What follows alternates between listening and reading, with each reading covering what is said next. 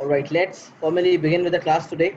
Class का objective है इंशाल्लाह क्यूमुलेटिव फ्रीक्वेंसी कर्व्स, जो एक नया अंदाज है, नई चीज़ है, जिसको जैसे हमने बार चार्ट पढ़ा, हिस्टोग्राम पढ़ा, वैसे क्यूमुलेटिव फ्रीक्वेंसी भी एक जरिया है डाटा को रिप्रेजेंट करने का.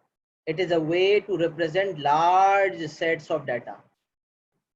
जैसे histogram for large sets of data हुआ करता था, बिल्कुल इसी तरह क्यूमुलेटिव फ्रीक्वेंसी भी लार्ज सेट्स ऑफ डाटा को केटर करता है.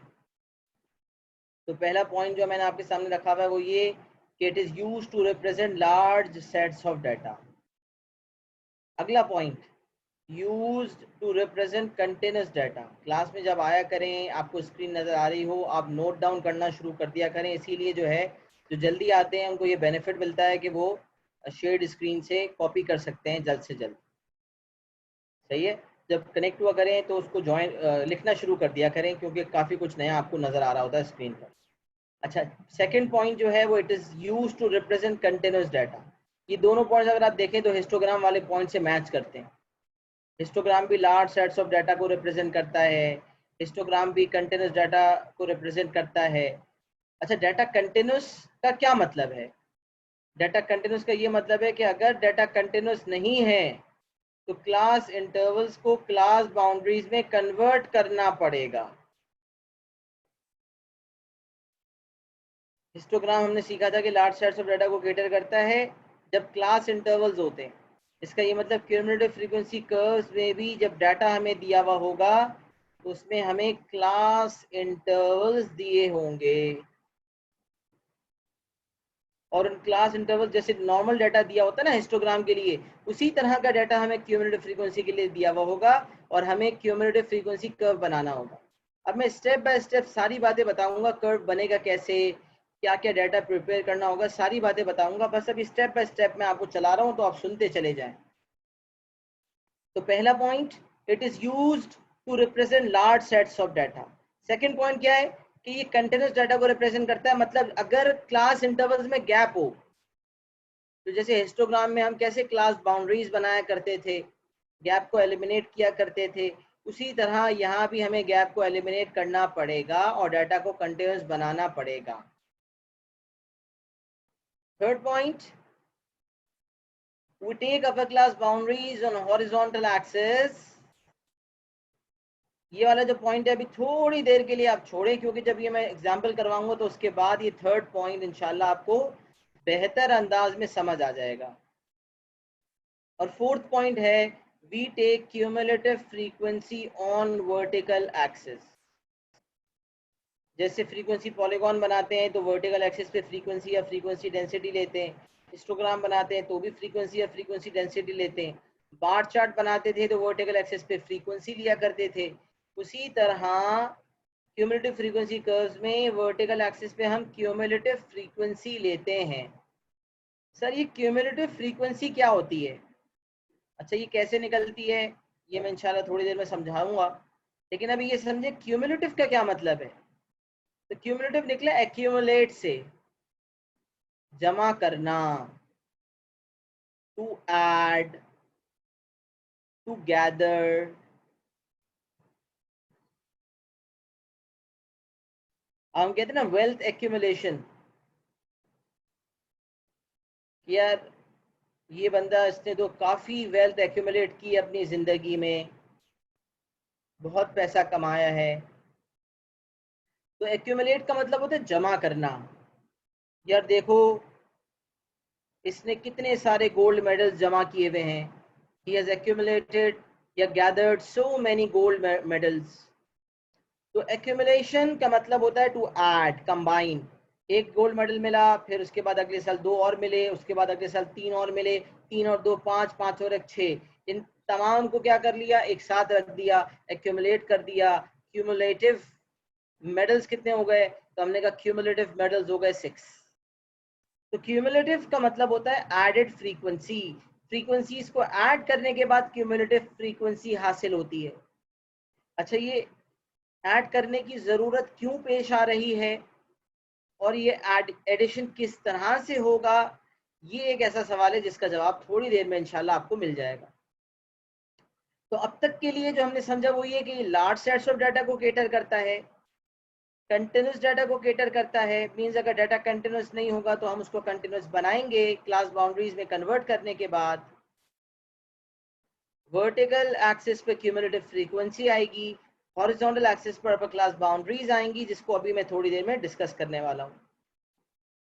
नोट अगर आप पढ़ें तो उसमें लिखा हुआ है whenever we have to draw a cumulative frequency curve we draw a cumulative frequency table first। अच्छा, कुछ रीसेंट पेपर में मैंने देखा कि ये कर्व के बजाय डायग्राम का लफ्ज लिख रहा है।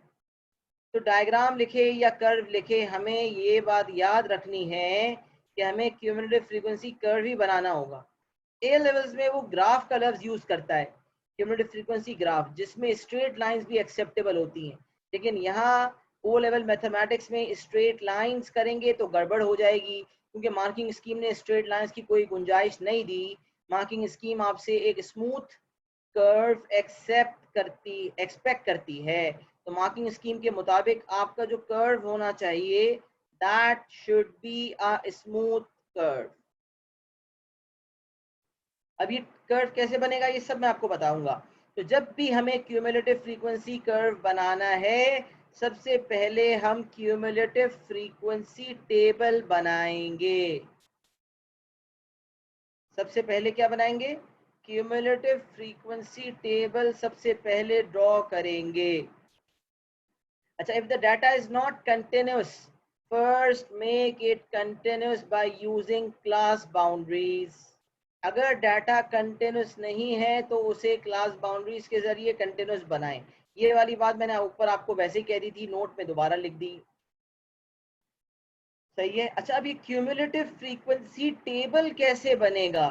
सर आपने ये कहा कि जब क्यूमुलेटिव फ्रीक्वेंसी कर्व बनाना होता है तो हम पहले क्यूमुलेटिव फ्रीक्वेंसी टेबल बनाते हैं। एक दफा क्यूमुलेटिव फ्रीक्वेंसी टेबल बन जाता है तो क्यूमुलेटिव फ्रीक्वेंसी कर्व को बनाना आसान हो जाता है। तो सवाल ये पैदा होता है कि ये क्यूमुलेटिव फ्रीक्वेंसी टेबल कैसे बनेगा। तो ये जो थर्ड पॉइंट जो मैंने ऊपर लिखा था और ये क्यूमुलेटिव फ्रीक्वेंसी टेबल वाली बात, इसको एग्जांपल के थ्रू समझते हैं। आइए देखते हैं। तो सबसे पहले एग्जाम्पल देखते हैं। कुछ इंसेक्ट्स की बात हो रही है, 45। टोटल नंबर ऑफ इंसेक्ट्स कितने? 45 इंसेक्ट्स की बात हो रही है। किसी किस्म की कुछ इंसेक्ट्स हैं, ऐसे 45 इंसेक्ट्स देखे गए और उनकी लेंथ इन मिलीमीटर्स नोट की गई। 10 से 19 मिलीमीटर्स वाले कितने थे? 10 इंसेक्ट्स थे, फ्रीक्वेंसी 10। या फ्रीक्वेंसी लिखा होगा या नंबर ऑफ इंसेक्ट्स लिखा होगा, दोनों में एक ही, दोनों का मतलब सेम है। तादाद, quantity, frequency. Number of insects कितने? 10। 20 से 29 नंबर ऑफ इंसेक्ट्स कितने? 8। 30 से 34 में 5 एंड सो ऑन। तो ये जो दो रोज हैं ये आपके सामने मौजूद होती हैं हमेशा, जैसे कि आपने हिस्टोग्राम में भी देखा। ये 2 रोज देखने के आप आदी हैं। अच्छा, अब आपने सबसे पहली चीज ये देखनी है कि क्या इस डाटा में कंटिन्यूटी है, क्या डाटा कंटिन्यूस है। तो आपने फौरन नजर डाली, आपने कहा यार डाटा जो है वो कंटिन्यूस नहीं है। सर ने तो कहा था कि क्यूमुलेटिव फ्रीक्वेंसी कर्व बनाने के लिए भी हिस्टोग्राम की तरह कंटिन्यूस डाटा होना चाहिए।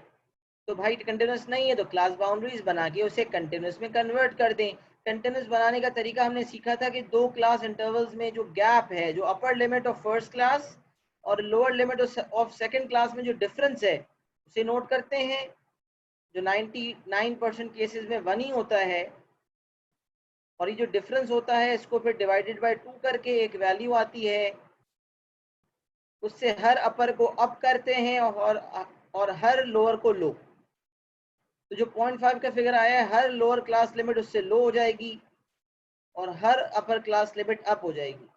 तो 10 बन गया 9.5 और 19 बन गया 19.5।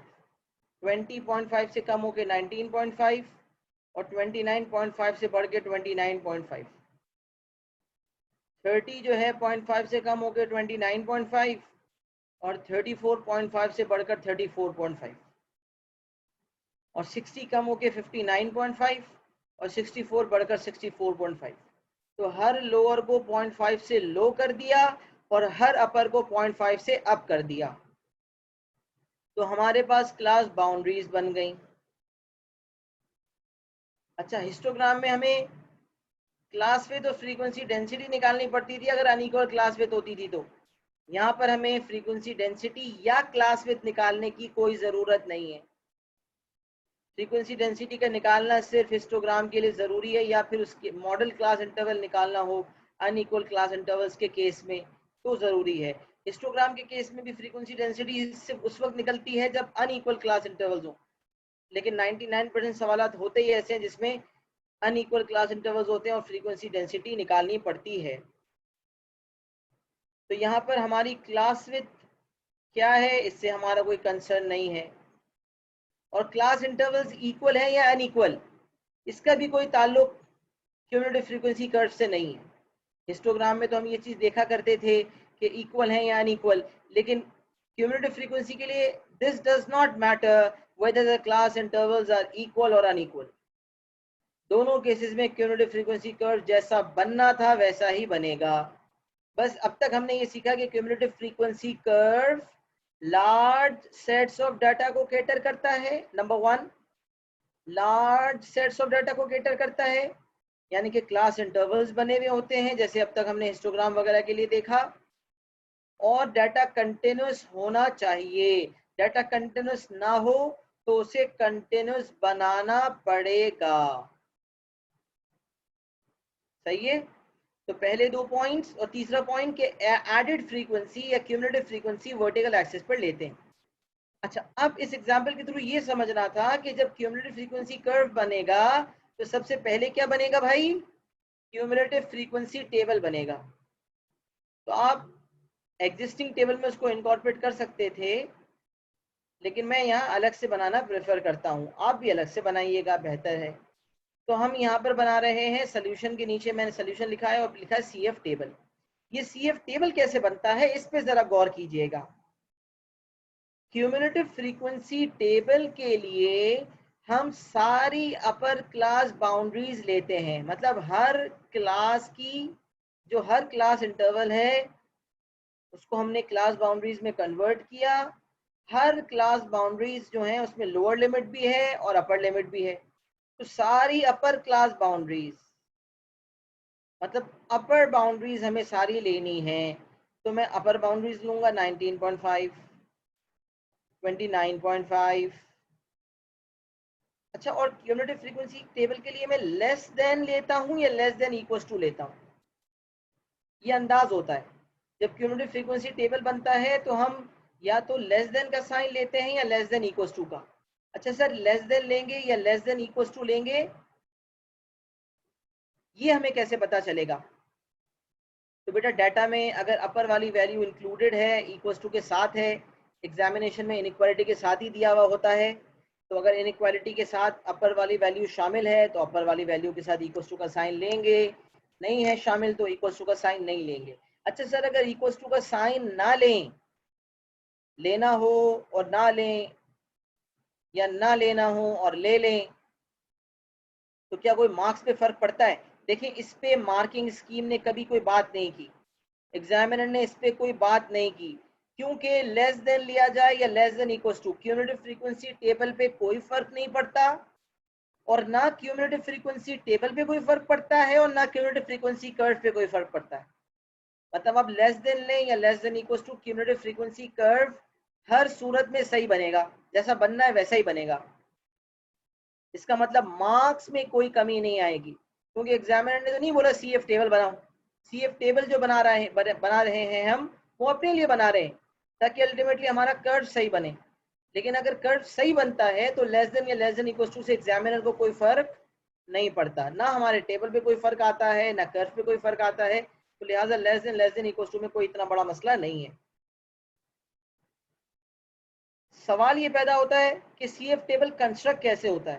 तो मैं उस पर आ रहा था, मैं दोबारा उस बात पे आता हूं कि या तो लेस देन आएगा या लेस देन इक्वल टू, और लेस देन या लेस देन इक्वल टू किसके साथ आएगा?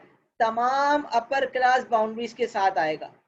तो 19.5 के साथ आएगा, 29.5 से आएगा, upper class boundary 34.5, upper limit 39.5, 49.5, 59.5 and 64.5।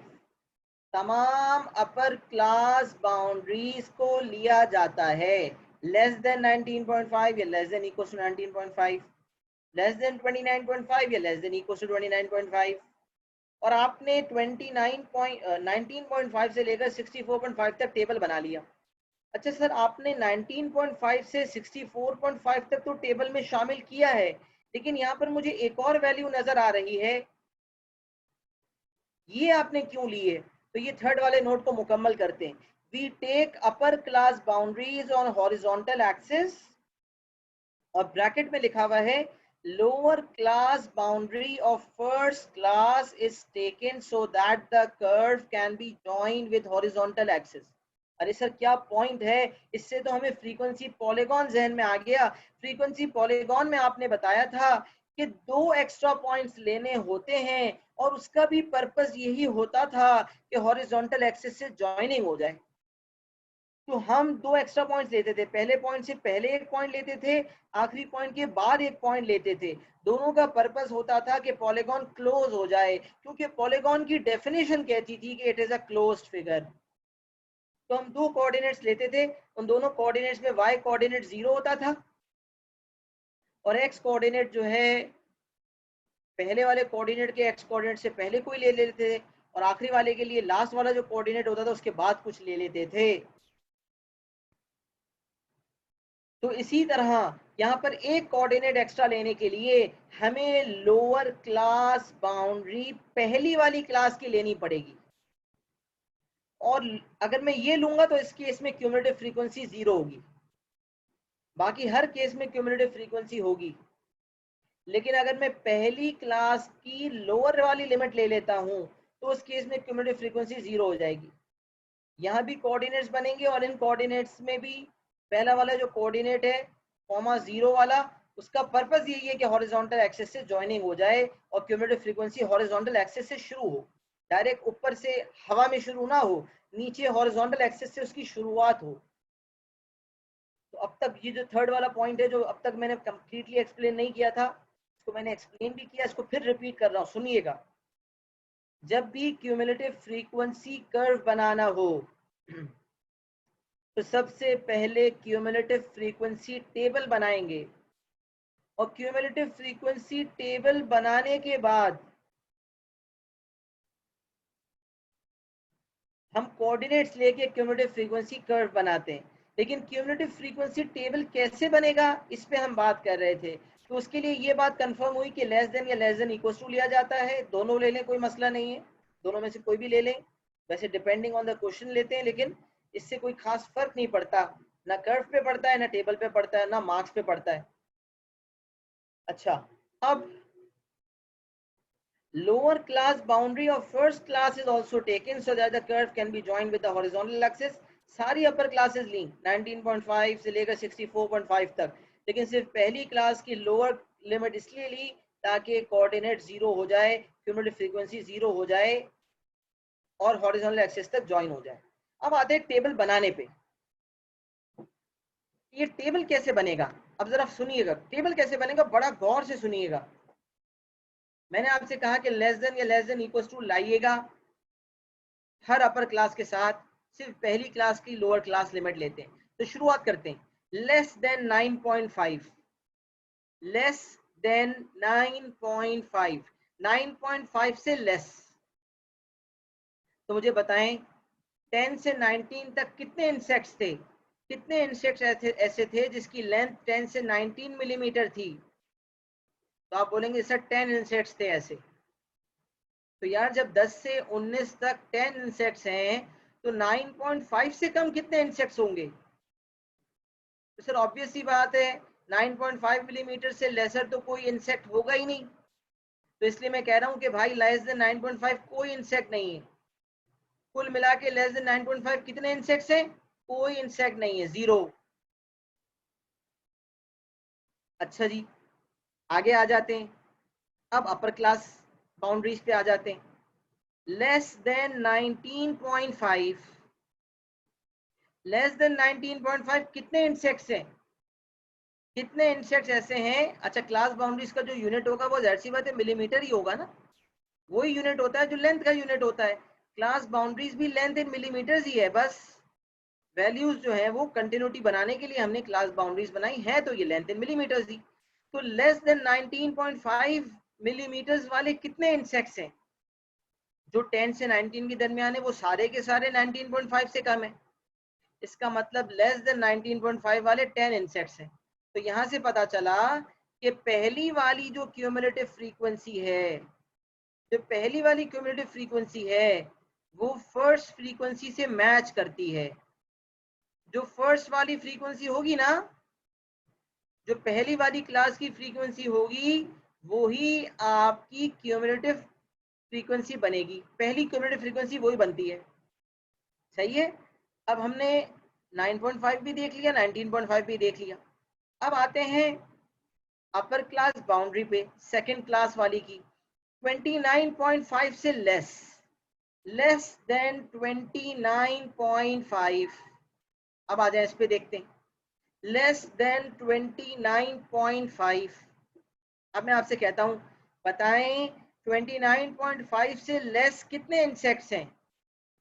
29.5 से लेस कितने इंसेक्ट्स हैं? तो आप बोलेंगे सर 20 से 29 वाले जो थे वो भी 29.5 से छोटे हैं, और 10 से 19 के दरमियान जो थे उनकी लेंथ भी 29.5 मिलीमीटर से छोटी है। तो 29.5 मिलीमीटर से कम कितने इंसेक्ट्स हैं कुल मिलाकर? लेस देन 29.5 कितने इंसेक्ट्स हैं? तो आप बोलेंगे 8 + 10 18। तो यहां मैं लिख रहा हूं 8 + 10 18। तो हमने ये भी केटर कर लिया। अब हम थर्ड वाला जो क्लास इंटरवल है, इसमें ये अपर क्लास बाउंड्री पे आते हैं। 34.5। मैं आपसे कहता हूँ लेस देन 34.5 कितने इंसेक्ट्स हैं? तो आप बोलेंगे सर 30 से 34 वाले जो हैं ये भी 34.5 से कम है, 20 से 29 वाले जो हैं ये भी 34.5 से कम है, और 10 से 19 वाले जो हैं ये भी 34.5 से कम है।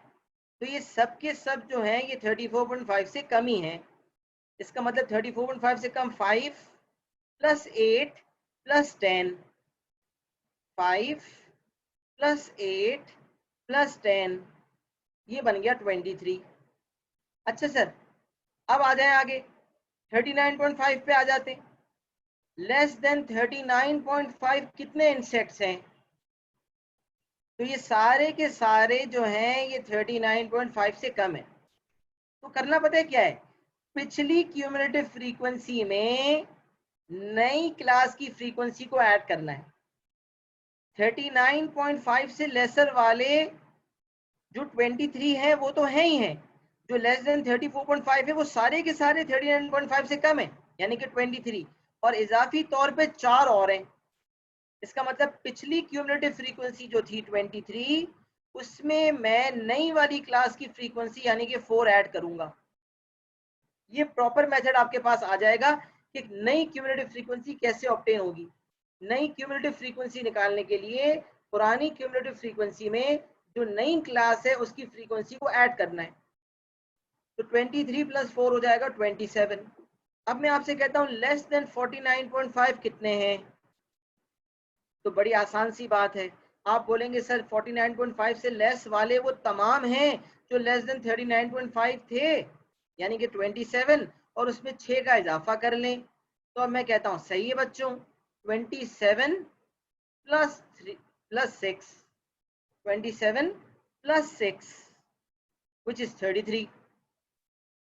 फिर मैं आपसे कहता हूँ लेस देन 59.5 वाले बताएं। तो आप बोलेंगे सर 36 में 3 का इजाफा कर लें, तो 33 में 3 का इजाफा कर लें, 36 हो जाएगा। फिर मैं कहता हूँ लेस देन 64.5 बताएं। तो आप बोलेंगे अब तक लेस देन 59.5 36 थे, लेस देन 64.5 में वो 36 तो होंगे ही होंगे, साथ 9 का और इजाफा कर लें तो 36 प्लस 9 हो जाएगा 45। तो सबसे पहली बात, क्यूमुलेटिव फ्रीक्वेंसी निकल कैसे रही है, नई फ्रीक्वेंसी ऐड होकर। और ऐसा क्यों कर रहे हैं, क्योंकि लेस देन या लेस देन इक्वल्स टू के हिसाब से टेबल बन रहा है। तो लेस देन या लेस देन इक्वल्स टू में तो सब कवर हो गया ना। अब मैं आपसे कहता हूँ क्लास है, उसमें 50 मार्क्स का पेपर हुआ, सही है। मैं कह रहा हूँ कितने बच्चे ऐसे हैं जिनके मार्क्स 20 या उससे कम है, तो आप बोलेंगे 10 स्टूडेंट्स।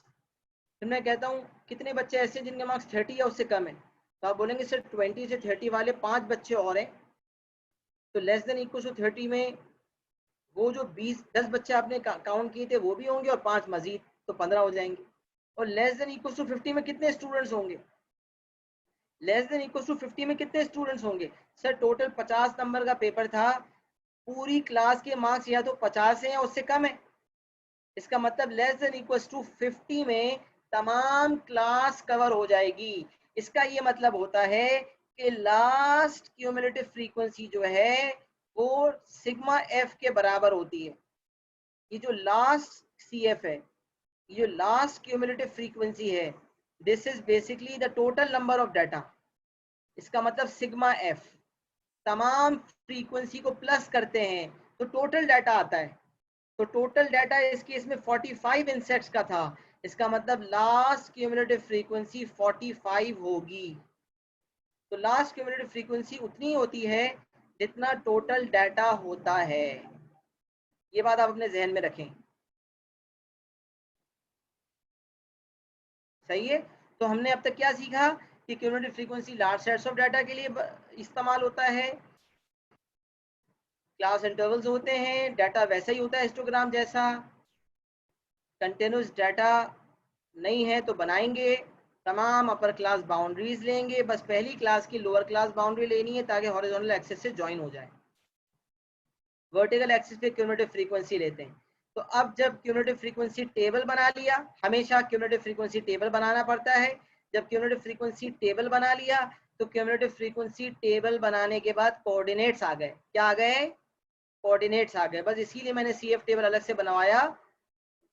आप उसी टेबल में उसका पार्ट भी बना सकते हैं, लेकिन मैं अलग से बनाता हूँ क्योंकि आप देखें इसकी वजह खास है कि आपको अलग से, ये डिफरेंट सी चीज़ है, तो अलग से टेबल बनाएं।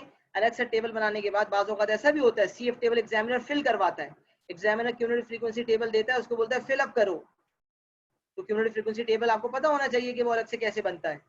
तो अब आपके पास जब सारा क्यूमुलेटिव फ्रीक्वेंसी टेबल पूरा बन गया तो क्यूमुलेटिव फ्रीक्वेंसी कर्व बनाने के लिए कोऑर्डिनेट्स आ गए। क्या है कोऑर्डिनेट्स भाई, 9.5, 0, 19.5, 10, देख रहे हैं आप टेबल से उठा रहा हूँ, 29.5, 18, 34.5, 23 एंड एंड में 64.5, 45। जब मैं तमाम पॉइंट्स को प्लॉट कर दूंगा तो मेरे पास एक स्मूथ कर्व बन जाएगा। और क्यूमुलेटिव फ्रीक्वेंसी कर्व यूजुअली इस तरह बनता है, यूं उसका शेप आता है। अब ये तो या तो ओरिजिन से शुरू हो रहा है या आगे से शुरू हो रहा है कहीं से, लेकिन ये शेप आता है। अब इस वाले ग्राफ में अगर मैं यहाँ शेप बनाने की कोशिश करूँ तो यहाँ वो शेप नहीं आ पा रहा। अच्छा सर इसमें क्यों नहीं आ रहा शेप, क्योंकि यहाँ पर जो है डाटा मैंने रैंडम लिया हुआ है, रैंडम डाटा लिया हुआ है, खुद से मैंने ये डाटा बनाया हुआ है, लिहाजा वैसा कर्व नहीं बन पा रहा जैसा कि यूजुअली बनता है। तो आप ये समझें कि आपने एक स्मूथ कर्व बनाना है। और यहाँ पर मैंने वाज़े तौर पे एक और बात लिखी हुई है कि scale should not be used to draw a cumulative frequency curve. ये एक स्मूथ कर्व होना चाहिए, जैसे कि मैंने यहाँ लिखा हुआ है, इसी के मार्क्स हैं। अगर आप स्ट्रेट लाइन से ज्वाइन कर देंगे जैसे फ्रीक्वेंसी पॉलीगॉन में करते हैं, तो फ्रीक्वेंसी पॉलीगॉन में स्ट्रेट लाइंस होती हैं और स्केल यूज करते हैं, लेकिन क्यूमुलेटिव फ्रीक्वेंसी में स्केल का इस्तेमाल नहीं करना। क्यूमुलेटिव फ्रीक्वेंसी में फ्री हैंड ड्राइंग करनी है, उसकी प्रैक्टिस करनी है। एक स्मूथ कर्व कैसे बनता है, इसके फ्लेक्सी कर्व्स अवेलेबल होते हैं, मार्केट में कर्व्स मिलते हैं। इस जरिए भी जो है क्यूमुलेटिव फ्रीक्वेंसी कर्व बनाना बड़ा आसान होता है। इसके फ्लेक्सी कर्व्स आते हैं, बाकायदा टूल्स होते हैं, जैसे स्केल होता है वैसे एक ऐसे टूल्स होते हैं जिसके जरिए ग्राफ्स बनाना या क्यूमुलेटिव फ्रीक्वेंसी कर्व्स बनाना बड़ा आसान हो जाता है। बिल्कुल सही। कर्व्ड स्केल यूज कर सकते हैं। वो जो मैं कह रहा हूँ ना फ्लेक्सी कर्व्स, कर्व्ड स्केल उसी को कहते हैं। कर्व्ड स्केल आप बिल्कुल इस्तेमाल कर सकते हैं, उसके ज़रिए आप बआसानी कर्व को प्रॉपर तरीके से खूबसूरती के साथ बना सकते हैं। तो कर्व्ड स्केल यूज कर भी सकते हैं। I would recommend curve scale use करें। Go to the market and ask for it, purchase it, because it will be used for your O level examinations. इस्तेमाल होगा आगे। ग्राफ्स ऑफ फंक्शंस का एक टॉपिक है, उसमें भी ये यूटिलाइज होगा। सही है भाई। तो हमारे पास क्या हुआ, एक फ्लेक्सिबल कर्व हमने बना लिया। सही है। यहाँ पर वो कर्व ऐसा बन नहीं पा रहा क्योंकि डाटा मैंने खुद से लिया है, लेकिन बनने का शेप ऐसे ही आएगा जैसे कि मैंने आपके सामने कर्व का शेप रखा। यूं नीचे से आता है, घूमता है कर्व। तो यहाँ ये थोड़ा सा रैंडम बन रहा है। पर आप देखें मैंने क्या किया, यहाँ मैंने ब्रोकन लाइन बनाई है, इसको जर्क लाइन कहते हैं, और डायरेक्ट जंप मार के 9.5 से स्टार्ट लिया। आपको मैंने एक और तरीका बताया था कि आप जो है वो ओरिजिन जो है वो उसी को 9.5, 0 भी मान सकते हैं। मतलब ये फ्रीक्वेंसी के लिए 0 है और एक्स के लिए 9.5 है। ये भी आप कर सकते हैं जैसा कि हम हिस्टोग्राम में करते थे, और ये मैंने रिकमेंड भी किया था, इससे जगह वेस्ट नहीं होती। सही है। तो ये वाली चीज़ आप बेशक फॉलो कर सकते हैं, लेकिन ये जो जर्क लाइन बनाई है ये भी फॉलो हो सकती है। अब जो है पहले तो ग्राफ पेपर हम लेते थे, अब तो एग्जामिनर ग्राफ पेपर हमें देता है, उसमें जगह वैसी लिमिटेड होती है, इसीलिए हमें बड़े ध्यान से उस जगह को इस्तेमाल करना पड़ता है। तो मैंने हॉरिजॉन्टल एक्सिस पे क्या लेबल किया, लेंथ इन मिलीमीटर्स। वर्टिकल पे क्या लेबल किया, क्यूमुलेटिव फ्रीक्वेंसी। लेबलिंग बड़ी इंपॉर्टेंट है। और लेबल करने के बाद मैंने जो है तमाम कोऑर्डिनेट्स प्लॉट कर दिए, 9.5, 0, 19.5, 10, 29.5, 18। ये तमाम कोऑर्डिनेट्स प्लॉट करके एक स्मूथ कर्व बना लिया। जो एग्जामिनर के डाटा पे जब कर्व बनाएंगे तो एक अच्छा सा खूबसूरत से कर्व बनेगा, जिसे कर्व्ड स्केल के जरिए बनाया जा सकता है। एक्सिस जरूर ब जरूर लेबल किया करें। सही है। एक दफा मैं ओवरव्यू दे देता हूँ 2 मिनट के अंदर, ताकि आपको रिकॉल हो जाए। Cumulative frequency large sets of data के लिए बनता है, same as histogram. Continuous data को रिप्रेजेंट करता है, same as histogram. Continuous data represent करता है मतलब अगर क्लास इंटरवल्स में गैप है, अगर क्लास इंटरवल्स में गैप नहीं है तो क्लास इंटरवल्स जाने दें। अगर क्लास इंटरवल्स में गैप है तो उसे क्लास बाउंड्रीज में कन्वर्ट करेंगे, मतलब उस गैप को एलिमिनेट करेंगे। थर्ड पॉइंट है कि हम अपर क्लास बाउंड्रीज लेते हैं हॉरिजॉन्टल एक्सिस पर। यूनिट वही होता है जो एग्जामिनर ने यूज किया हुआ है, जैसे इस केस में length in millimetres, time in minutes होता तो टाइम इन मिनट्स ले लेते। लेकिन जो पहली वाली क्लास है उसकी लोअर क्लास बाउंड्री इसलिए लेते हैं ताकि कर्व जो है वो हॉरिजॉन्टल एक्सिस से ज्वाइन हो जाए। ये पॉइंट बड़ा इंपॉर्टेंट है, क्योंकि अगर आप हॉरिजॉन्टल एक्सिस से ज्वाइन नहीं करेंगे तो आपका मार्क कटेगा।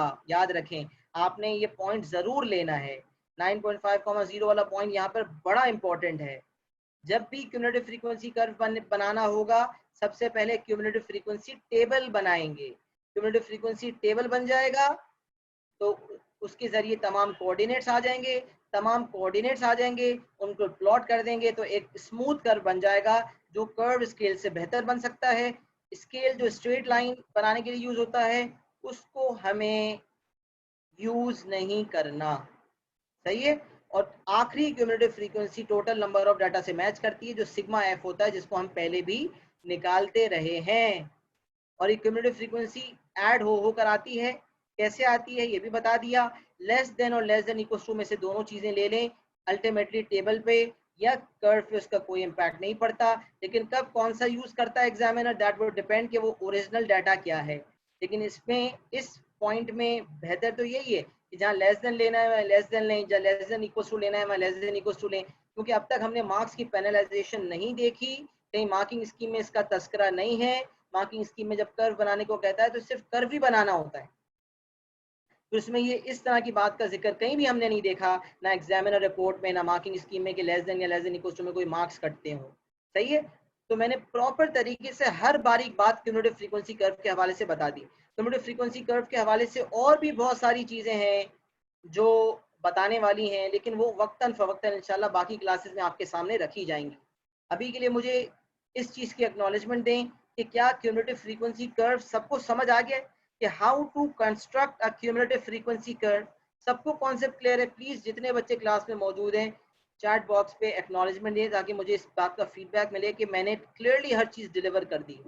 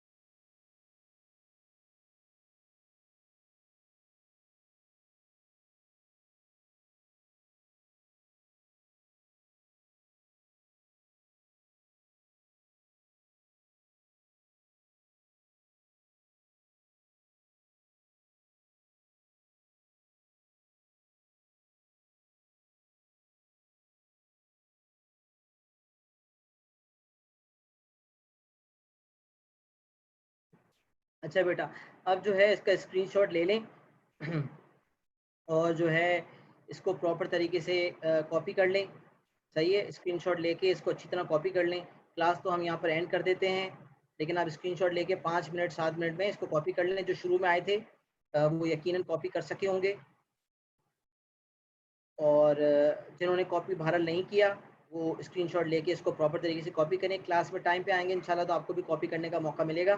सही है, तो प्रॉपर तरीके से इसको कॉपी करके नेक्स्ट क्लास में इंशाल्लाह हम क्यूमुलेटिव फ्रीक्वेंसी नॉलेज को आगे लेके जाएंगे। तो जितना इस वक्त यहाँ कंटेंट आपको नज़र आ रहा है वो आप अपने पास नोट डाउन कर लें। सही है, ताकि नेक्स्ट क्लास में जब हम कंटिन्यू करें तो आप आगे से नोट्स की राइटिंग शुरू कर दें। सही है, अल्लाह के फजल से क्यूमुलेटिव फ्रीक्वेंसी के कॉन्सेप्ट हमारे दिमाग में बैठ गए हैं।